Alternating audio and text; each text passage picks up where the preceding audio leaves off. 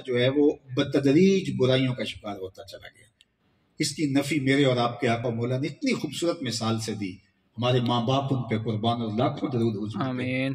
ہمارے کوئی آدمی سمندری سفر پہ تھے اور کشتی پہ بیٹھے اور سب نے اپنی اپنی جگہ طے کر لی کہ یہ اتنی جگہ میری ہے، یہ میری ہے، اور ایک آدمی اپنے حصے کی جگہ پر سوراخ کرنے لگ جاتا ہے۔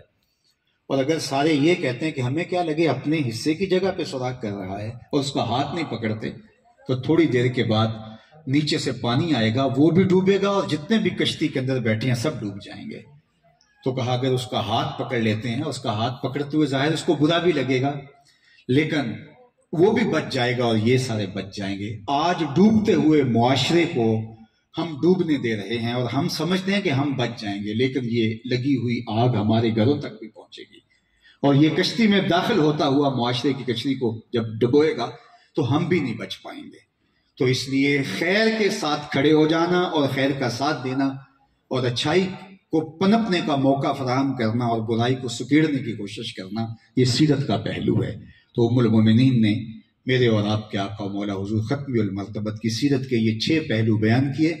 میں دوبارہ ان کو دہرا دیتا ہوں، اور اس امید کے ساتھ کہ اللہ مجھے بھی عمل کی توفیق دے اور آپ سب کو عمل کی توفیق دے، چونکہ اگر عمل نہیں ہے تو پھر کچھ بھی نہیں ہے۔ ابو علی سینا بہت بڑا فلسفی گزرا ہے، تو وہ شیخ شبلی کی بارگاہ میں آیا کرتا تھا۔ ایک زمانہ تھا کہ جو مشاہیر تھے وہ صوفیاء کے پاس آ کے بیٹھا کرتے تھے، ان کے پاس آ کے سیکھا کرتے تھے۔ امام احمد بن حنبل جیسے شخص حضرت بشر حافی کے پیچھے دوڑتے، تو کسی نے کہا کہ آپ اتنے بڑے عالم ہیں اور بشر حافی ایک ناخواندہ سا شخص ہے اور آپ اس کے پیچھے دوڑتے ہیں۔ تو امام احمد بن حنبل کہنے لگے کہ احمد بن حنبل جس رب کو مانتا ہے، بشر حافی اس رب کو جانتا بھی ہے۔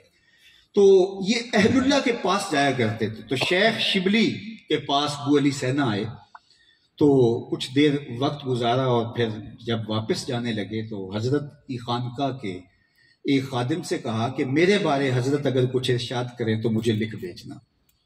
تو ایک دن خادم نے بات چھڑی کہ حضرت وہ ابو علی سینا آیا تھا، تو اس کے بارے میں آپ کی رائے کیا ہے؟ تو فرمانے لگے خوب اچھا آدمی تھا۔ تو انہوں نے خط میں لکھا کہ حضرت نے یہ فرمایا، تو یہ ایک رسمی لفظ تھا۔ تو کہا کہ یہ اس سے مجھے تسلی نہیں ہوئی، دوبارہ کبھی بات چھیڑنا تو دوبارہ دیکھنا کہ کیا کہتے ہیں۔ تو پھر کچھ عرصہ گزرا تو پھر بات چھڑی کہ حضرت وہ ابو علی سینا کے بارے میں کیا خیال ہے؟ کہا خیر خوب بہت اچھا۔ انہوں نے پھر لکھ بھیجا، لیکن ابو علی سینا کو تسلی نہیں، کہا دوبارہ کبھی حضرت سے بات چھیڑنا۔ کوئی اور مہینہ سال گزر گیا تو دوبارہ انہوں نے کہا کہ حضرت وہ ابو علی سینا آیا تھا، آپ کی رائے؟ تو کہا کہ خیر خوب است ولیکن معلم الاخلاق ندارت، بہت اچھا تھا لیکن اخلاقیات نہیں رکھتا۔ تو جب یہ لکھ کے بھیجا تو اس کے تن بدن میں آگ لگ گئی، وہ بنفس نفیس حضرت کی خانقاہ پہ آ پہنچا کہ حضرت آپ نے میرے بارے میں یہ کہا ہے کہ بہت اچھا شخص ہے لیکن معلم الاخلاق ندارت۔ تو میں تو معلم الاخلاق پر اتنی کتابیں لکھی ہیں، شاید آپ کے علم میں نہیں ہے، تو آپ کہتے ہیں معلم الاخلاق ندارت۔ تو ابو علی سینا کو حضرت شیخ شبلی کہا کہ میں نے یہ کب کہا ہے کہ معلم الاخلاق نہ دانت؟ میں نے کہا ہے نہ دارت۔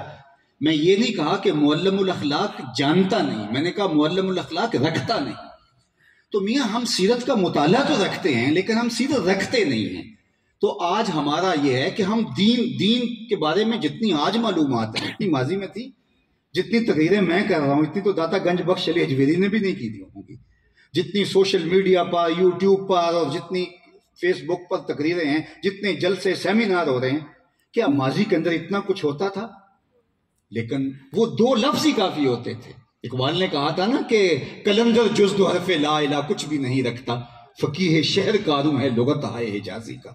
آج ہمارے پاس مطالعہ سیرت کے لیے کتابیں، لائبریریاں، چیز، بس سب کچھ موجود ہے، لیکن دارت ہے دانت ہے، دارت نہیں ہے۔ ہم رکھتے نہیں ہیں، ہم اس کو صرف جاننے کی حد تک، کانوں کا تلذذ جو ہے وہ سننے کے لیے، معلومات میں اضافہ، لیکن معلومات میں یہ اضافہ ہماری نجات کا ضامن نہیں ہوگا، عمل ہماری نجات کا ضامن ہوگا۔ ہمارے آقا کریم علیہ الصلوۃ والسلام کی زندگی عمل سے عبارت ہے۔ آپ مجھے بتائیے 63 سالہ کل زندگی حضور کی، مشن کیا ہے حضور کا؟ وَالَّذِي أَرْسَلَ رَسُولَهُ بِالْهُدَى وَدِينِ الْحَقِّ لِيُظْهِرَهُ عَلَى الدِّينِ كُلِّهِ، تمام ادیان پر دین اسلام کو غالب کرنا، یہ حضور کا مشن ہے، کار نبوت یہ ہے، اور اس کے لیے